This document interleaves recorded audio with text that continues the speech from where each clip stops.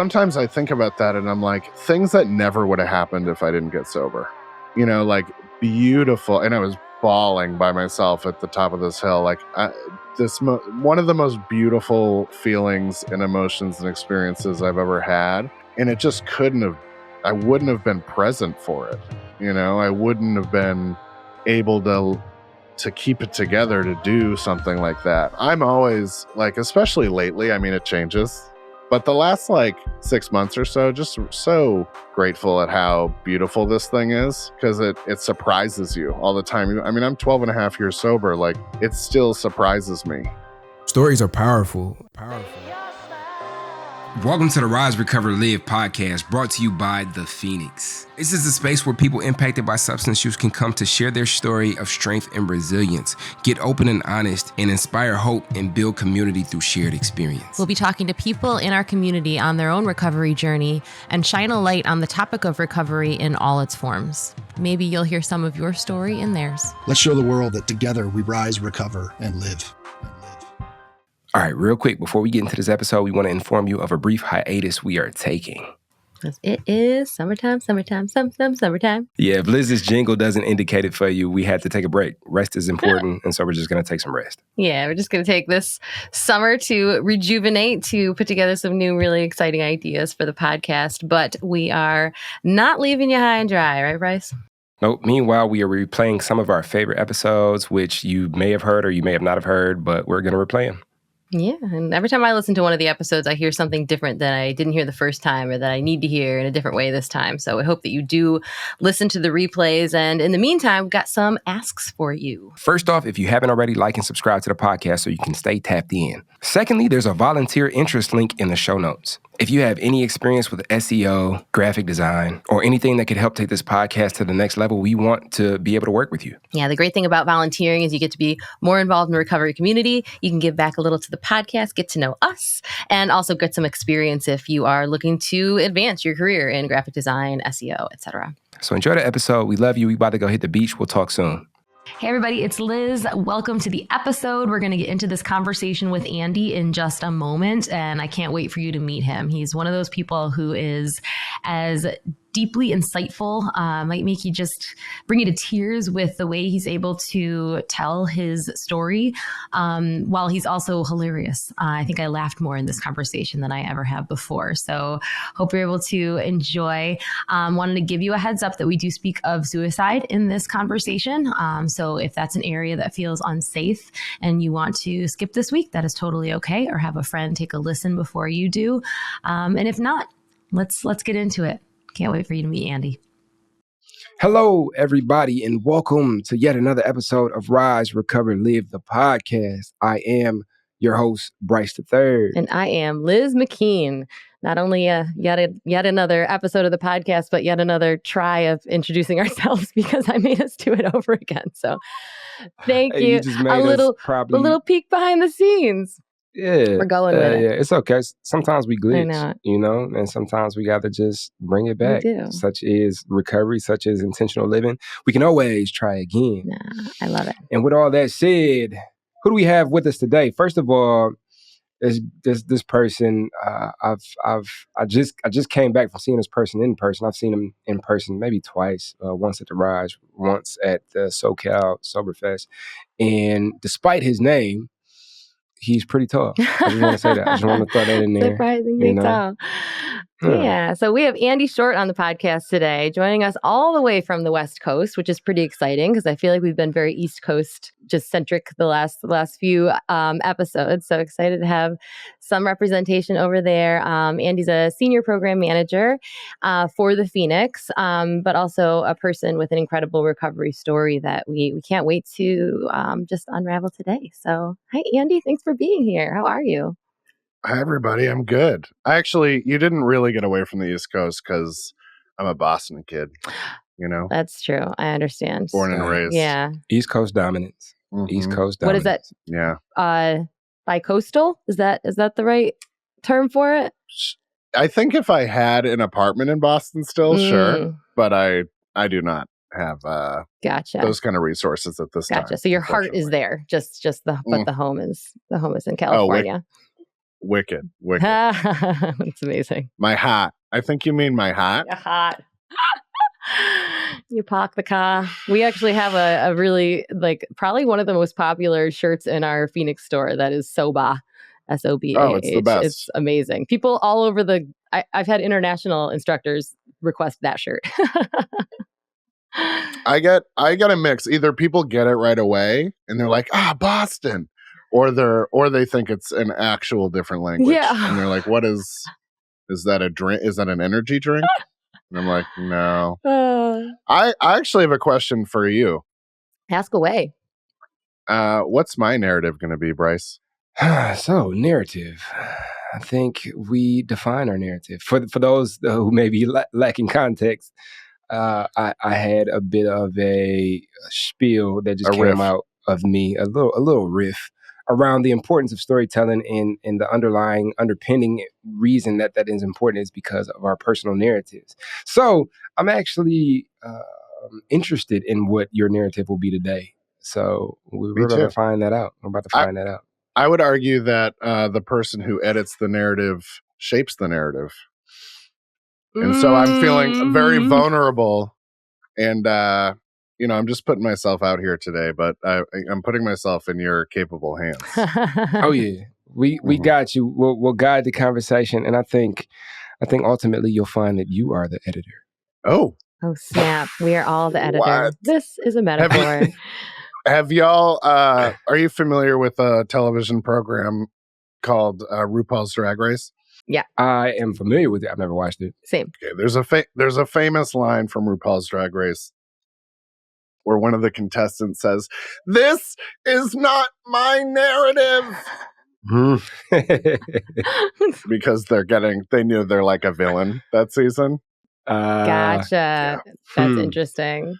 Well, as far as the editing on this podcast, I can say pretty confidently that what happens is if there's a tech glitch or a big pause because Liz forgets to say something after she's been asked a question, that gets adjusted. But otherwise, we're pretty natural up in here.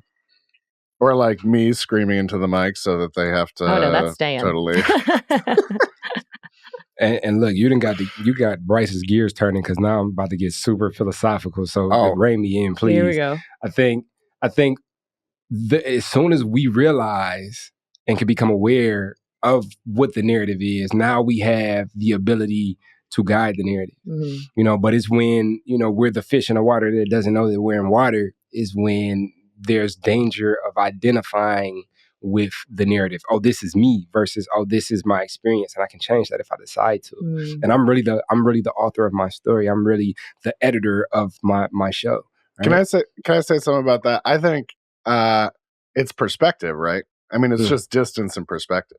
I think about that a lot when I share about my addiction story because, as we work in public health, and I get to.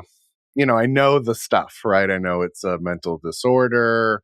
There's, genetic component. There's social components. There can be trauma components to addiction. But when you're inside it, you're just telling yourself a story, and it's just often a really bad story. And the shift for me was getting some distance, and then I didn't, it was so messy. I mean, first couple of years, I was like a space cadet to the moon. Like I did not know what was what. And it took me a long time to like straighten out my story and be like, oh, like I had a thing. First couple of years of recovery, you mean? Yeah. Oh, I couldn't string two words together. I was very nervous. Yeah. If you can believe it. It's hard to believe knowing who you are now. Well, and I think sorry, go ahead, Bryce. No, I mean, if you think about it too, like Andy, if you shared your story as many times or close to, we all share our story along in our recovery. And I've noticed like there's this phenomenon that I've never shared the same story twice. Like, it's like I'll share the story, and every time I share the story, it gives me different context, especially in relation to where it is that I am now. And, I go back and I kind of dig these things up that, I experienced. And when I dig them up and look at them, just like if I was to read a book that I read 2 years ago today, it would be a different book. It's sort of the same phenomena where I pick up some of these things from my past as I tell them to other people with the intention to help guide and create community. It's like, oh, like, well, maybe that meant that. Or oh, like, here goes pieces of some of this current experience and my previous experience. That was seeds to this wisdom that I've been able to cultivate that I didn't even know that that's what that was. I was just experiencing it. So the more we tell our story, I think the more context we get on it and the more our narrative evolves. Not to do too much profounding, which is what I call it when people just talk about ideas forever. But I think to do a metaphor, I think of it it's like a ball of clay for me when I tell my story. It's like I'm rolling it in my hands. It kind of, there's a truth there, it's the same thing. The core of it is the same, but it shifts all the time, and I'm kind of constantly shaping it when I retell what I went through. And there are different themes and things that get pulled out all the time. And anyway, now I've lost the metaphor. But. No, that's I totally agree. Well, and I guess for me, like, just like both of you have said, like, I kind of learn something about myself every time I tell the story, find a different theme, find a different meaning behind something. And then also it's almost like a self protection mechanism where it's like, that's the gift of being able to tell your story over and over again, because every time I feel like I'm like kind of unpeeling another layer, that if I just went to the very root of the onion from the beginning, like my little psyche wouldn't be able to handle it. Certainly not in those, first early years. To like, there's memories even that pop up that it's like, oh, that I hid that from myself for a little while because I wasn't ready for it. I didn't have the tools for it. And, now I'm in a safe space to be able to like process that out loud. So I think it's all like useful to have it happen exactly like that clay, that molding every single time. Liz, that's my whole narrative, if I may. Good narrative. So we want to dig deeper into that for sure, like how you got to where you are, what your experience has been like. But first, I do want to kind of riff just a little bit more because that may play a role and contribute to, how people say like, well, why don't you just stop? Like, why don't you just quit? Like, all you have to do is this. But it's like the most important thing that is the driver of our experience is our narrative. And how many times have we heard something over and over and over again, but then we have the experience that allows for us to be receptive to this thing that we're hearing, and then it clicks like, oh. And oftentimes when people share their stories, you'll hear like multiple spots where it's like, that really stuck with me. That really stuck with me. That's not where I stopped. I continued down this path, but, those things kind of stuck with me to the point to where, like, when I finally did hit that tipping point, like, these are the things that I reflected upon. And so that narrative piece may be one of the biggest drivers as to our like what we do, how we do what we do and why we do what we do. Well, and why we can't just stop, Right. I went to theater school, Bryce. Okay. So I was all about it. Yeah. From the beginning. So we have a trained narrative crafter in our midst. 3 semesters of theater school, and then I more than was. Yeah, I was just going to say that's 3 more semesters than I've taken. Yeah. So Andy, let's get into it, man. I'm curious as to what comes to mind when I say, tell us a little bit about your story. Very well. Well, first of all, I just want to say, and whenever I talk about my story, I try to talk about this. I think this narrative piece is a lovely theme because I had no clarity for a long time, well into my recovery. So telling the story now, if anyone's listening who's new to recovery or curious about it, or, it's okay if it's not clean.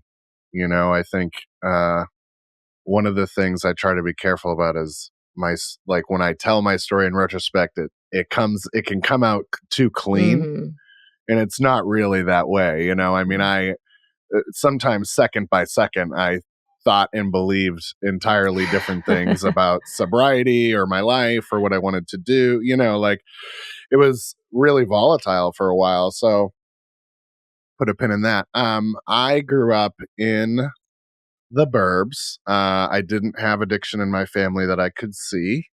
My parents, did their best by me. They weren't perfect, but they loved me. And we were a postal family. We're a multi-generational postal family. So my parents met at the post office, which people think is very cute for some reason. Like their hand, like they reach for the same letter and their eyes met. Like the original You've Got Mail, like very, yeah. In the non-tech era. Liz with the old movie references today. I don't know. That's where my mind's going today.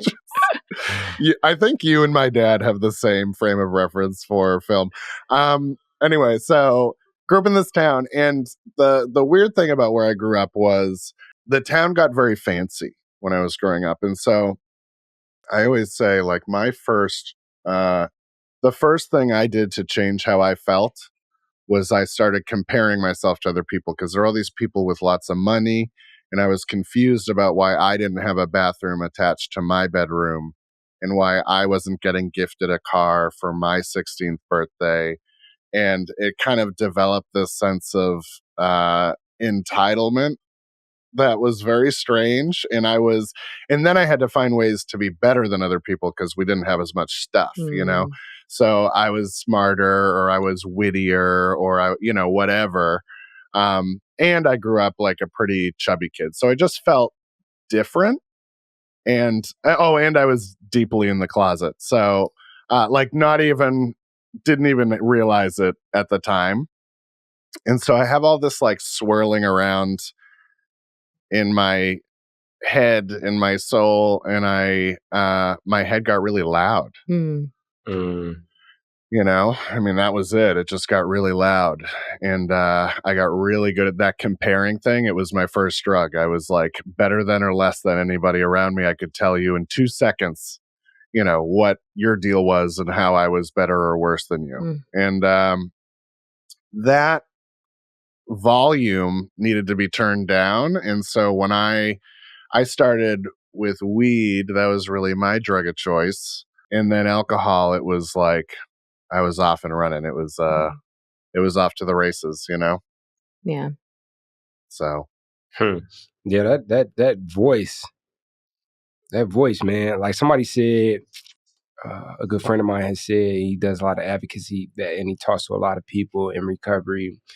And he said the commonality behind everybody he talks to is that one of the biggest things that we struggle with was being present, and so that focusing on a unchangeable past or unpredictable future that keeps us from being here. And like, especially now, like comparison has been a big thing in my life, where it's like, I have to be like right here where my feet are, like in this moment where everything is fine, but that comparison is like, I gotta level up, but I gotta create these things, and my worth is tied to these things. And, so, and of course now I found different ways to be able to show up for myself with those thoughts. But, I can definitely relate to having the only thing I had was the ability to numb it with things that I found outside of myself. Well, and to what you said, I think before we started, like, why do we become freaks about money? Like, why do I get into this mindset of like, I don't have enough? When in the context, like the kicker for me was we absolutely had enough. It was not like we were hungry, like we were middle class, but to me, because I was in this rut of comparing myself all the time, it didn't seem like enough. I think with that comes a lot of assumptions too. Like that assuming that where everybody else is coming from and what everybody else has, and the whole like I'm better and worse is just that's all. That's the narrative. Like the narrative that you're writing for yourself and for everybody else.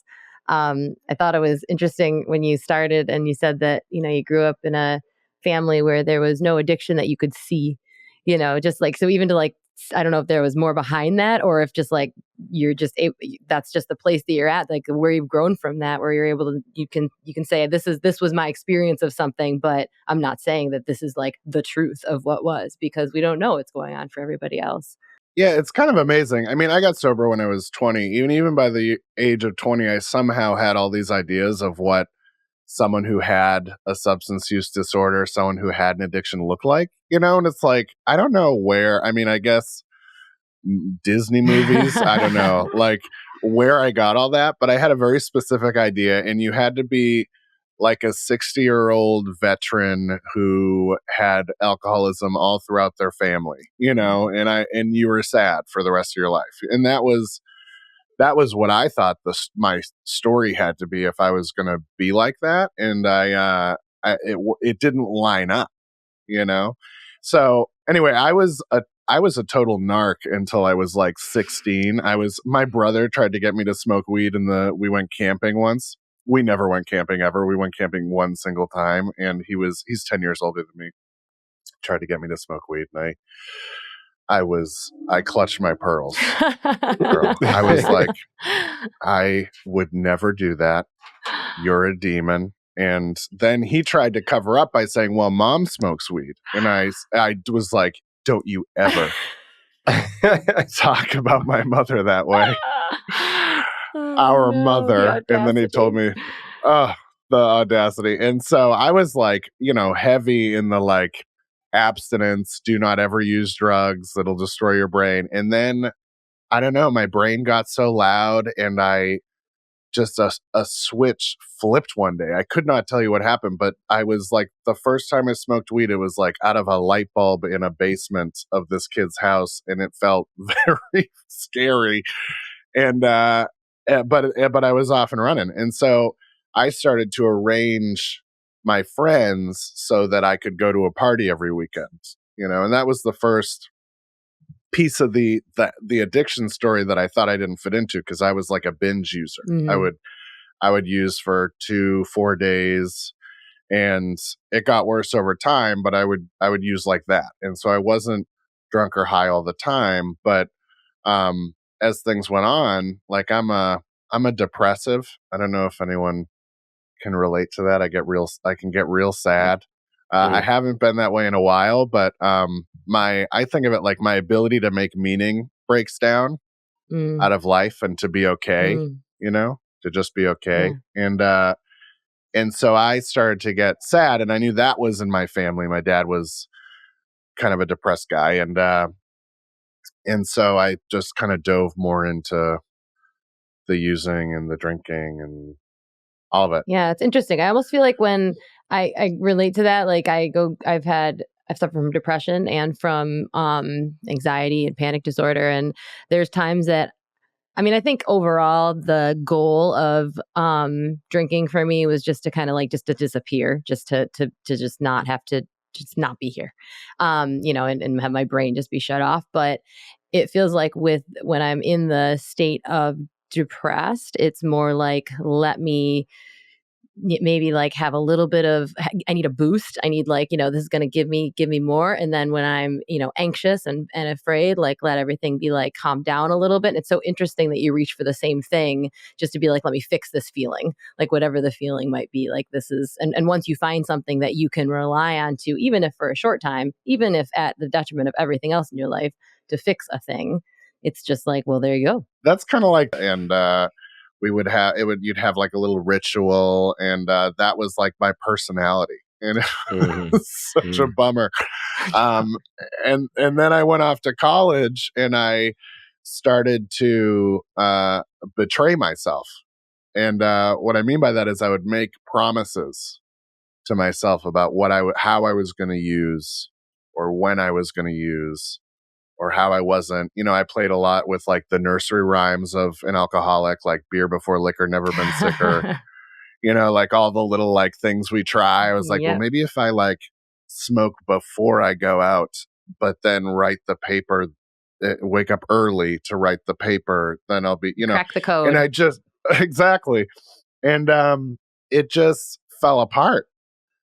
And it was like, I couldn't tell you, to this idea of, what's my story? I was like, what is happening? Like, I'm going to this great acting school. I was terrified because, in high school, I was like a big fish in a little pond. I was like the theater kid. And then it was like I was surrounded by theater people, which is horror. For a comparison kid too, for somebody who compares, holy moly. Oh yeah.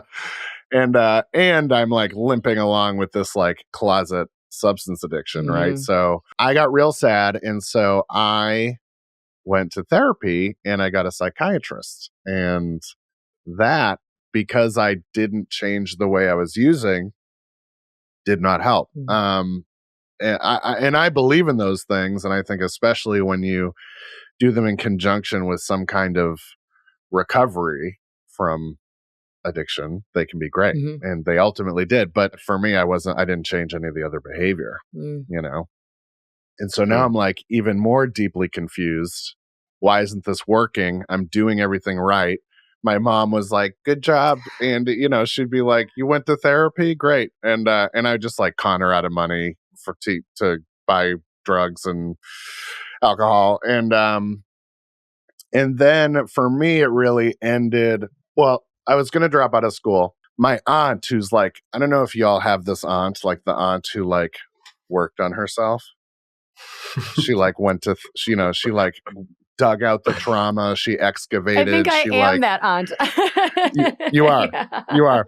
Yeah. So my auntie D came home and she's like, Andy, we're going to figure this out. And that summer we went horseback riding, which was very fun and I was happy for the time that I was on the horse. But then the problem with equine therapy is you have to get off the horse. And so I didn't last. And then we went to hot yoga.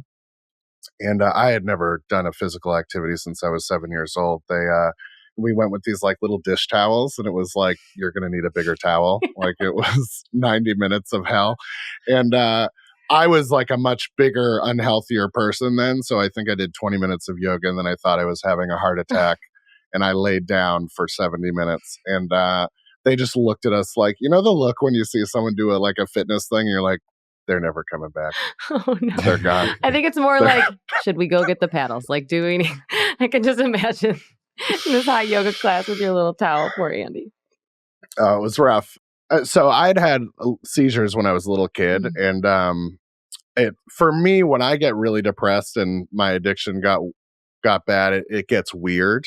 Like my brain gets weird, and I started to get paranoid that there was like something in my brain from when I was a little kid. And I was in this, I remember I was in the car that summer. I was in the car with my mom.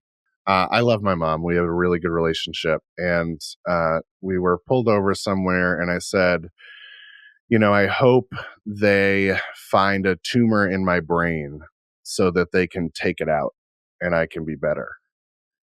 And she just sat there crying and said, promise me you're never going to hurt yourself.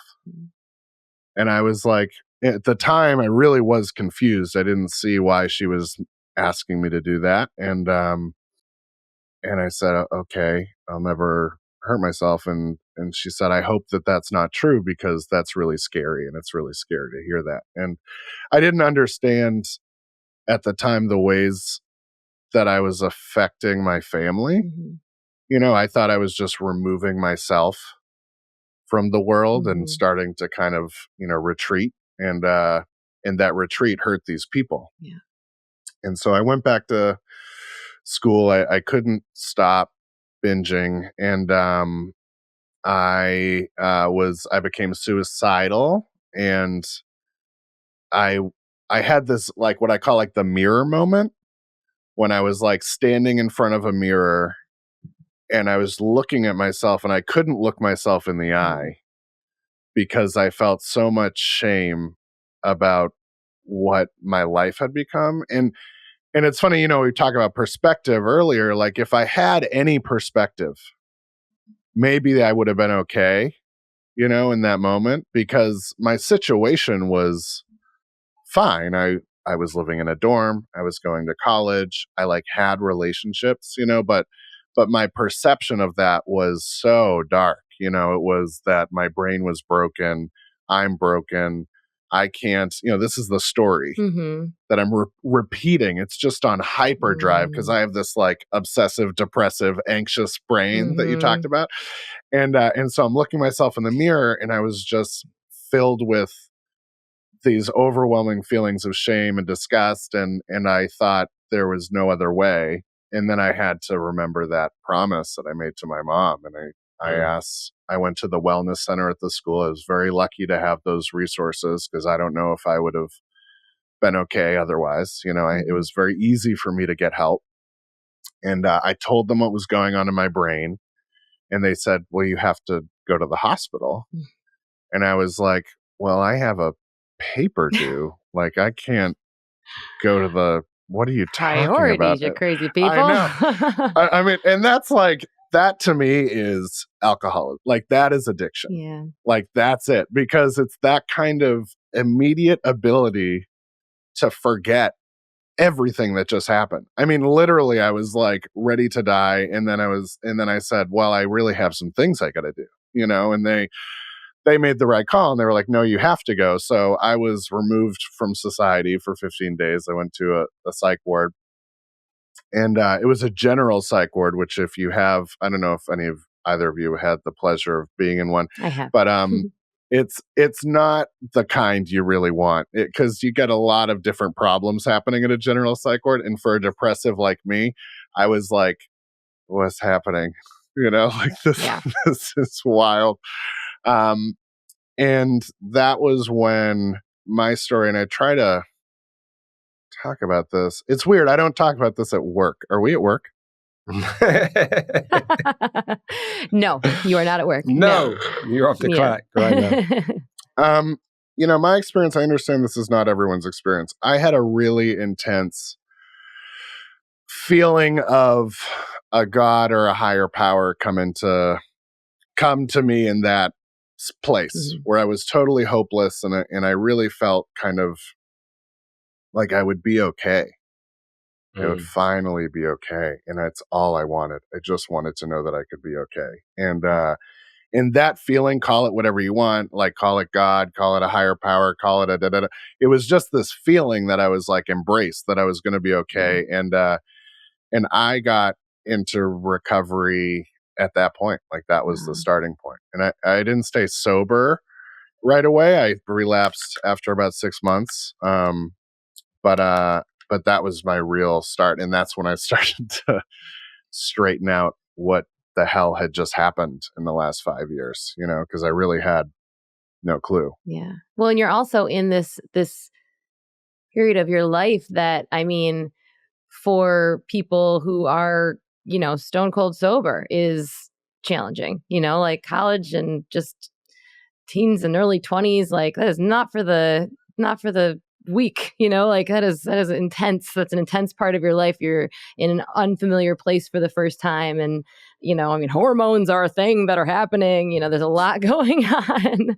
So I think that, plus having this all come to a head, I think that I'm excited to hear all the questions that Bryce is going to have, because I know he's just brimming with them. But I think the one thing that just touched my heart and I think is really timely for just what's happening, in the world and in the news, is the fact that your mom had that conversation with you, like with all the, however many years ago that was. And, parents just doing the best that they can. The fact that, and in that moment too, which I agree, like when you said that you wished there was a tumor that they could take out, oh man, I was so desperate for something wrong to be physically wrong with me that could just get fixed, and to have it be anything but, the substances, like a mental health, something that was going to be hard, like I just want to, they could just fix it. Like that'd be great. So that makes perfect sense to me. I can also understand for her that sounded like, you didn't care about your physical safety, which wasn't what you were saying. But the fact that she had that worry and then said out loud, make this promise to me, like that changed the course of your life. Like that's so, I know we have a lot of people that listen to this podcast that, are in all different stages of recovery or considering recovery. And there's also a lot of people who love someone who is struggling with this and are looking for answers, which unfortunately there just isn't anything clear cut. But I think that just like right there, that's a gem. Like that's a thing for people to take away, that, you can't fix anything for anybody. You can't. There's no right or wrong. But if you're scared to say, you know, I like to say this is something I'm worried about. Like if like please don't do this. Like it's a really powerful thing to say to a kid. Yeah, and keep the channel open, right? Like don't whatever is happening. Like I'm an isolator when it gets bad, and the fact that you know she broke through that, and I mean the story of my relationship with my mom is like she's a gem, you know, and we're close, and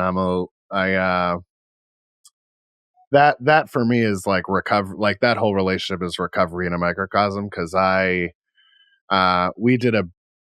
we had a good time. She's super funny. One time we did a joke on my dad for his birthday that I was gay before I was out. And and he's like, my dad's like not a monster. He's not like a homophobe. He's just like was kind of uncomfortable about it. And because he's like a working class guy, like that's where it comes from.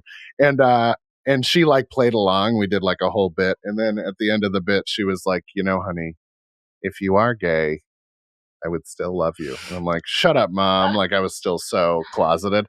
And I got to do, you know, I got to rebuild that relationship with her, and I did an amends with her, which some of those recovery people do, and we both cried like babies. And then when I got my 1 year in recovery, I said, I want you to give me my 1 year chip, and I want you to make me cry. And we both again like cried like babies, and she like read a letter. It was so cute. This like little, my mom is actually short, so this like little lady like going up to the thing. And every kid, I was going to this 12-step meeting, and it was like maybe 100 people. Everyone was bawling, and I was like, good job, mom. And then what else? We kind of went from there. She had a bypass surgery when I was about 2 years sober, and about 17% of people that have that surgery develop an addiction, substance addiction. Really? And that's something they tell you before you get it. Wow. And she started drinking alcoholically, and she had some problems with pills, and I was able to just show up for her in the way she had showed up for me, which was such a gift. And then about 2015, 2016, she was diagnosed with stage 4 ovarian cancer. And she, I think, and actually the drinking stopped working, which was weird. It was like she couldn't do it anymore, and she just became very like this little Yoda lady. She was very peaceful, and she passed away about 2 months after she told me. And that was something that I thought I couldn't stay sober through that. Yeah. You know, I mean, I was about 5 years sober, and I really wanted to use. I kind of went through all of it. I was like, well, maybe I'm not an alcoholic. Maybe it was a phase. Maybe you know, and I just, at the end of the day, I was like, is anything going to be better if I, you know, smoke a joint or pick up? And I couldn't ever say it would, you know, and I was surrounded by, I had built up this recovery crew, and I was surrounded by that love, and they were the ones that were putting the chairs away at her funeral, and they were the ones that were holding me through that. And I was okay, you know, again, like, am I going to be okay? I was okay. And I ended up doing, a year later, I spread her. She used to do this bit. This is going to sound really deranged, but she used to do this bit where she would be like, she was really into like serial killer documentaries. And she would like order, this is before streaming, so she would like order them, which was a little, I was like, mom, why are we? Before it was cool. Yeah. She was like looking up like Jeffrey Dahmer and stuff before it was even really accessible. And so I'm like, this is disturbing. But she would make jokes about like, oh, that's a good place to hide a body. We'd be like driving, and there'd be like a ditch. She'd be like, you could go there, or the trunk. And and so I did this 3-month bike trip around Europe. I was between jobs, and I took her ashes with me, and I told her I was going to put her in all the places that were good places to hide a body. And And I figured she would enjoy that. And at the end of this trip, I mean, I've really had this experience 3 times in my life. One was in the hospital, was that feeling of, what I call a higher power just hugging me like I'm Mhm. gonna be okay. I had it again at about 3 years sober when going back to this idea of like uncovering stuff, like I really faced some trauma that I'd had as a kid through this therapeutic process. So I had it then. And then the third time I was in Spain. It was this town. I forget what it's called in Spanish, but it translates basically to the end of the world. It's when before they knew about the Americas, they thought this was the end of the world. It's like the westmost point in continental Europe.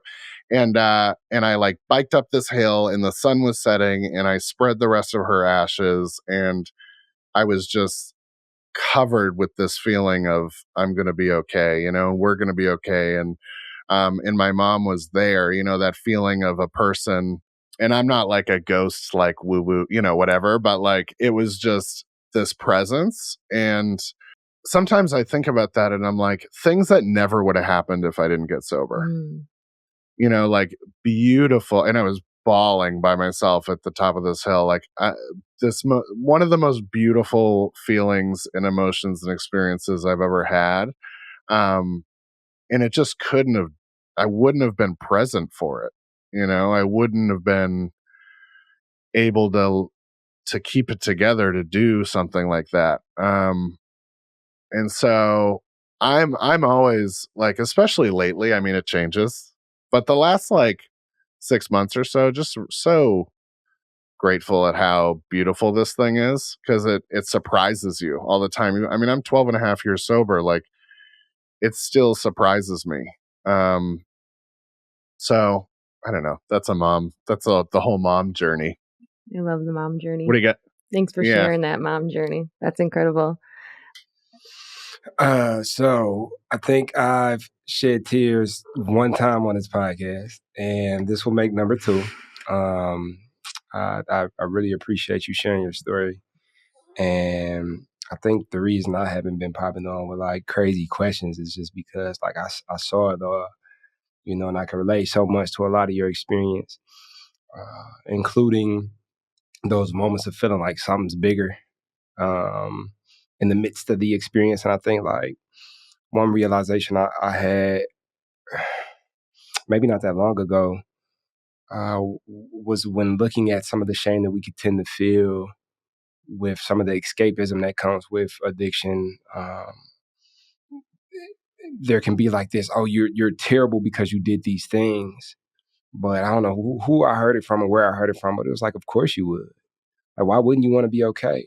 Like, and if this was how you learned to be okay, like, why wouldn't you pursue that? If that was what was in front of you to be okay. So that feeling of like everything is going to be okay, like, of course, you would just modulate in your nervous system in such a way that will allow you to feel okay, And I too have had multiple experiences in recovery.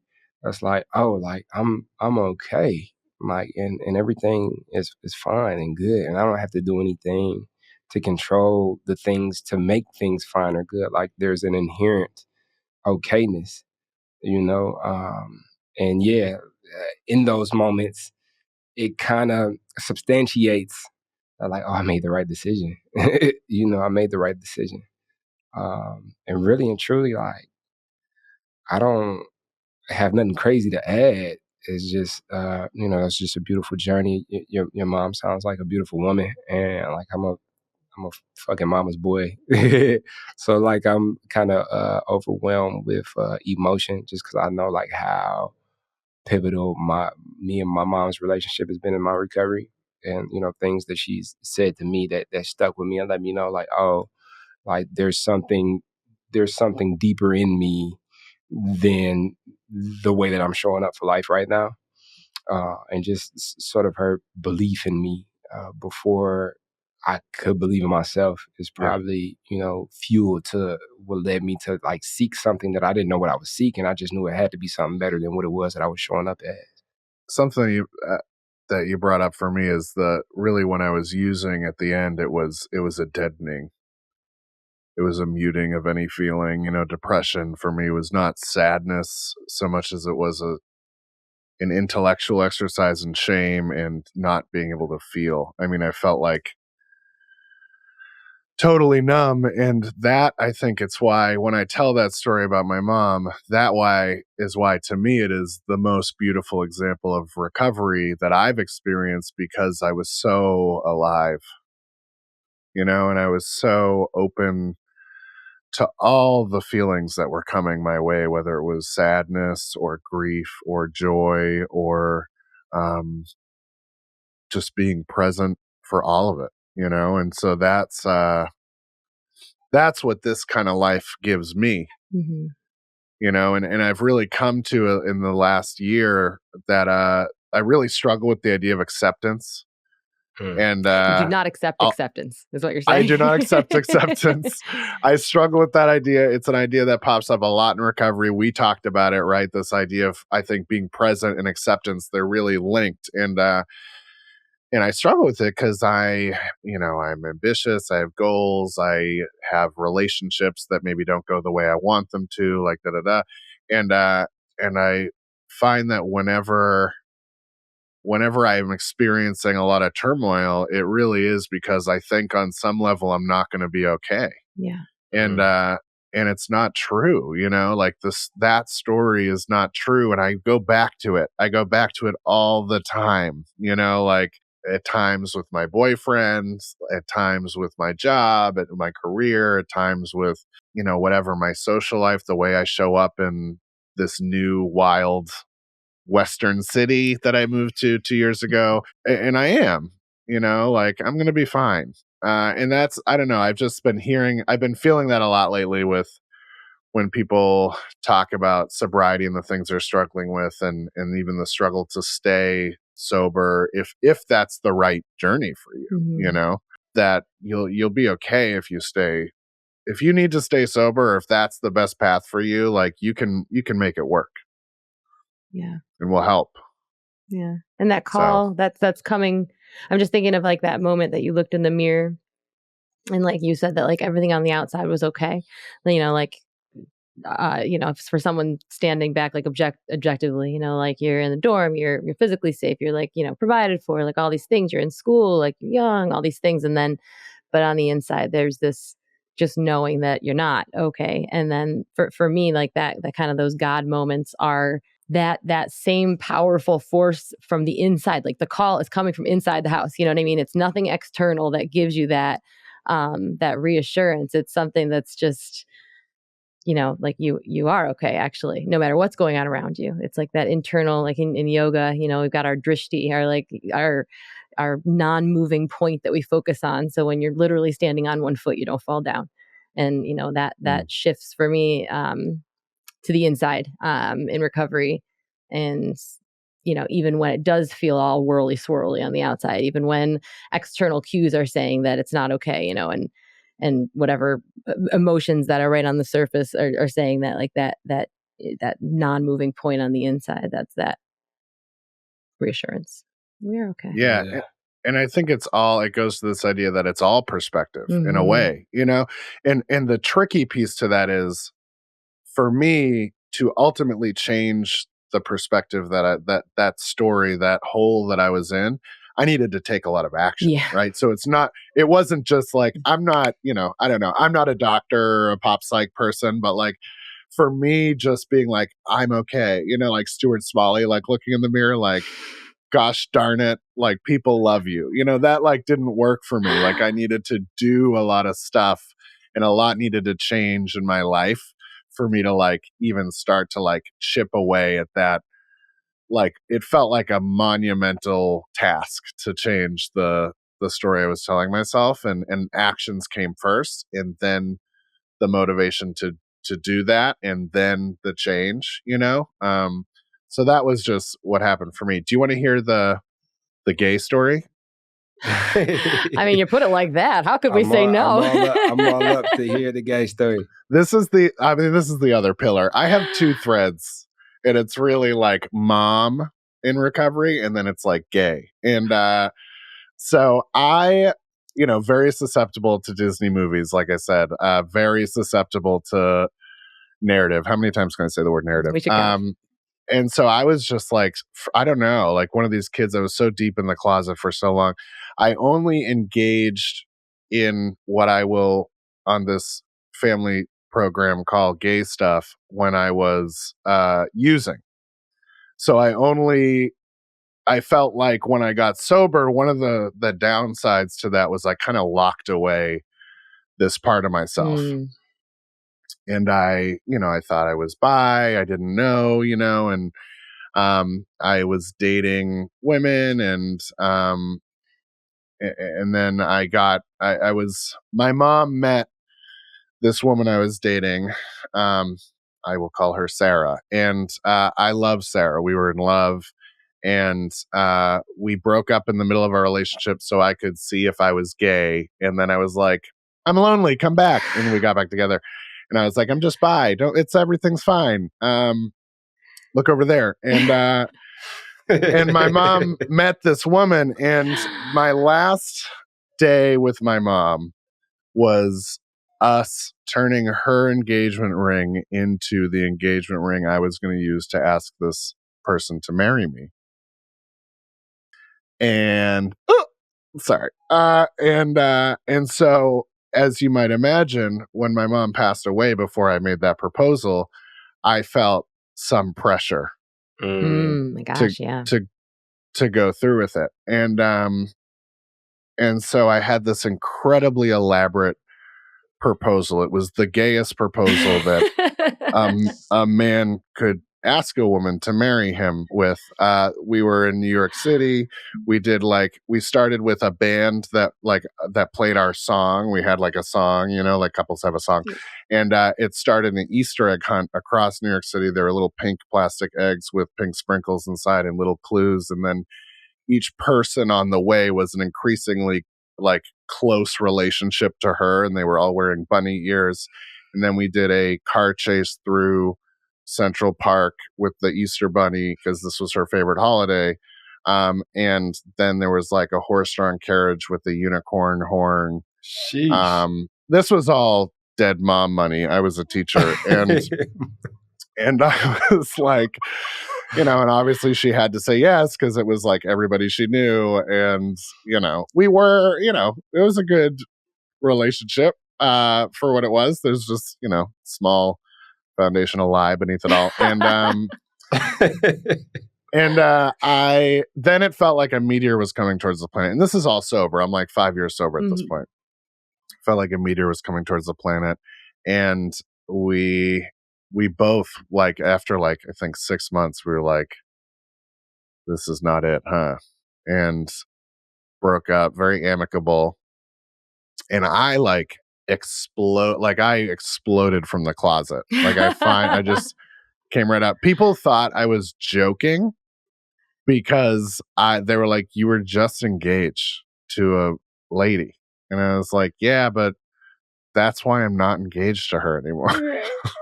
And I was like, and my dad, who we'd like played this joke on years before, I was like, how do you feel? He's like, I feel a little weird about it, but I'll get over it. I was like, great. That's all I can ask for, and so I've had this like really wonderful experience of like excavating, like finding who I am at like 7 years sober, and people are always surprised because I'm like so gay now, and I like have a bunch of high heels behind me because I date a drag queen, and like it's become so close to my heart, and like I'm really involved in especially the gay sober community in LA, and that is like another piece. Like I think I don't know, for me, like when I was one of the other downsides to using was I couldn't figure out who I was. I couldn't tell, like up was down, left was right. Like I had no clarity, and it's been like a beautiful bit of clarity. to unearth that part of myself and to really feel comfortable to be who I am. And that's another gift of recovery. Like I don't think I would have that in the same way. Everything I did was shot through with shame before. And so I thought that being gay was a shameful thing. And we're taught that. Like that's just in all the stories. You don't see, whether it's like, it's still wild to me that there's not like a gay Marvel superhero who's like, and whenever I say that, now like, are we sure? I listen, think there is. Who? Are you talking about one of the ensemble cast of the Eternals? Because I want a headliner. Yeah, that was him. Yeah. This is Paperboy from Atlanta. Yeah. I don't mean to call either of you out, but this is the common straight reaction to this criticism. It's like, wait, there was one bit character in a scene. They were in a scene for 3 minutes in this, and I'm like, total representation. Wait, isn't Captain Marvel? Or am I tripping? No, I believe but I think it was like a retcon situation. Like some producer was like, yeah, she's yeah. Maybe there was some tension. Anyway, it's not enough. Well, I think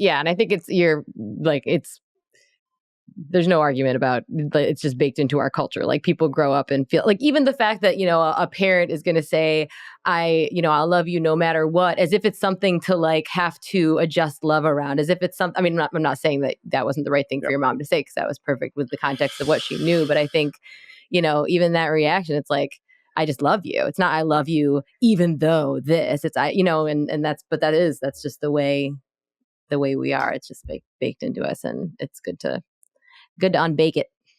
Yeah, it's interesting. Like all the ways they're like little stories. Like my dad had this jacket, and there's a bad word that I won't use, but my mom called it his gay jacket for lack of the term that she would use, and it was a funny joke, and I thought it was hilarious, but I also knew that, okay, well, I'm not gonna wear something that's flamboyant that's a or message. be exactly. And so I don't know why, like some people are just who they are and they're like fierce and fearless about it, and my journey was not that. I was super susceptible to all the little messages, the messages by omission, right, that we talked about, like without representation. And even getting sober, like there's this attitude which I initially found super helpful of like, it doesn't matter what your background is, but because we all have this disorder. And I think the danger of that is you can erase yourself, and not acknowledge what you're bringing to the table, because we all have so much that's the same, but so much that's really special. And a lot of my the last 12 years has been kind of polishing those parts off and holding them up. I love that metaphor. Polishing ourselves off. We're all so shiny. This is, I don't know, man. Like as a host of this podcast, like I could probably just go pop some popcorn and sit back and listen to more stories. Just do our job, Andy. I'm just monologuing. It's been a lot. It's been a lot in your story that's given me perspective on, my story. And I think that's the importance of outlets like this, the ability to share our stories with each other, because we create community, but we also give ourselves different perspective from, some of the stuff that we've experienced. There's the saying that a problem shared is a problem cut in half. And that's not necessarily applicable to this, but just sharing in general.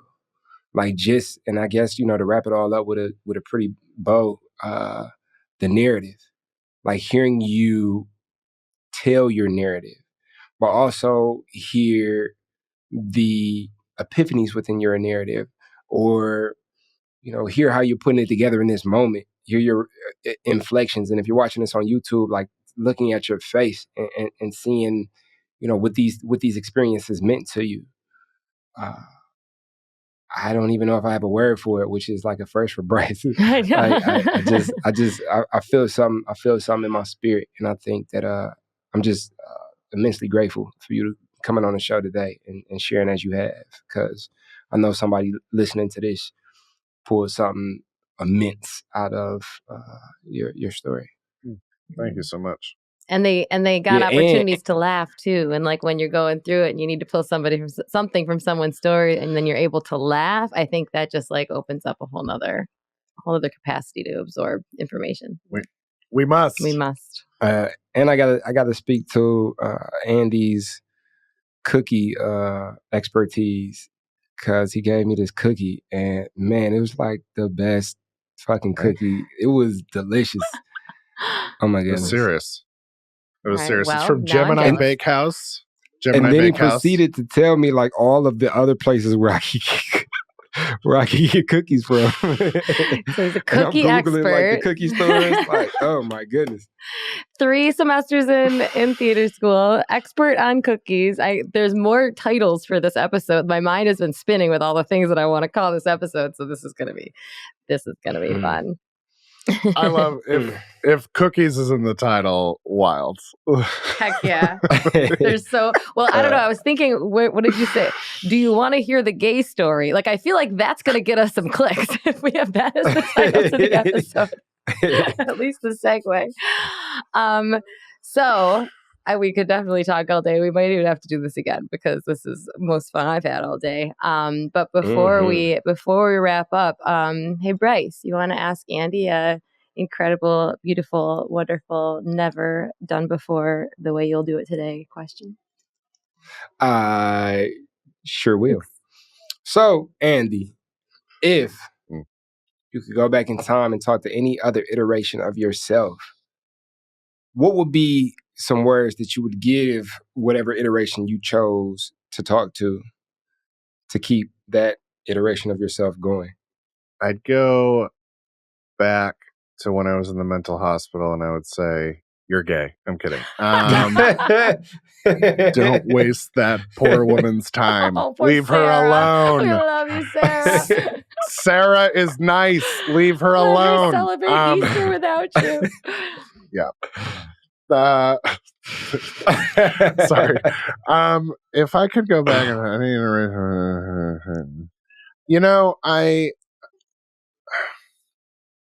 I don't.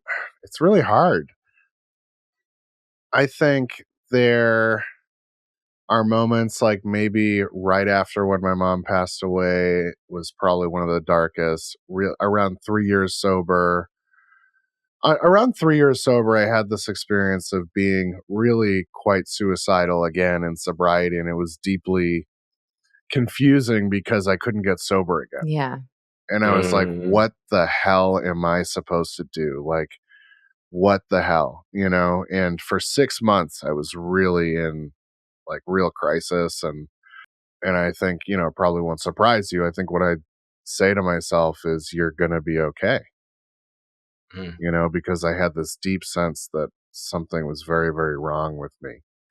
And it was really, really was just mental illness doing its thing in that moment. And, but like I said, like I can see that now, but at the time it was the story. It was the shame. It was I will never achieve anything. I will never amount to anything. I can't keep ideas constant in my brain, and I think I would just like give myself a hug and say, you're going to be okay. I think that's so good. And I think if anybody's out there, like, I guess I can just speak for myself. If you're like me, you're out there thinking, well, that's nice for you, but all the shame things I'm saying to myself are actually real. And I am a terrible person and I am the very worst. And I don't deserve forgiveness or redemption or to get better, all those things. And I will say to that person, if you're listening, that you also are going to be okay. And it does apply to you and you are worth getting better and having this big joyful life that is ahead of you. Well, and I know we gotta end, but I just to like put a button on it, I found the beauty in the recovery community and in what we do is that people will hold us through. Yeah. You're not people alone. will hold us through. We are not alone. And the reason I have to do that because I was held through the worst of it. Yep. You know, and now I get to do that for people, um and it helps me stay sober now. You know, like I tell people, I keep it 100. I'm like, listen, like helping you helps me. You know, it's not some weird pyramid Ponzi scheme. It's not a cult. It's not, you know, like what we do, what people in recovery do to help each other, like we need to do it and we get to do it and we want to do it, you know, and that was my experience. You know, I struggle with the question, Bryce, because I had someone, you know, at that time, someone showed up for me. I had sat in their backyard for hours every single week, just in this dark pit, and they just held me through it, and they told me what I would have said to myself, you know, and it worked. So I think that's, you know, that's kind of why it's not like I have this perfect, neat little story where I couldn't have used support or encouragement at a given time. But I did find for the most part, even if it wasn't on my timeline, I got the support. And I'm really lucky in that way. And so, like, I'm kind of anti-luck. I don't know why. It just, you know, I think things play the way that they kind of are supposed to. But I've learned to use the word privilege. And it's an absolute privilege, like to be able to be here and create this space for you to come and share your story with us, to be able to show up for other people who may need somebody to show up for them. And I think like one of the biggest pieces of wisdom that I say that is cultivated through enduring challenging circumstances and not having to pick up or use is just who we are. Like, because of my experience, now I can show up for somebody who may be experiencing something similar in a way that somebody who hasn't experienced that can't, you know, and it works in such a way that it not only benefits that person, but it benefits me too, because it gives me more context on my experience to be able to show up for somebody who's having a similar experience. I think such is the ever perpetual process of recovery, one without a period on the end, but just a continuous comma as we continue to show up for each other and build community. Agreed. We're also privileged to be part of it. And I agree. Thank you. Oh, thank you, Andy. Thanks for being here. This was so great, so fun. I know everyone's going to enjoy hearing your voice, and just really feel lucky and grateful and privileged, all those things. And hi, Potato. We got Potato the dog on the camera. Potato on the mic. Potato on the mic.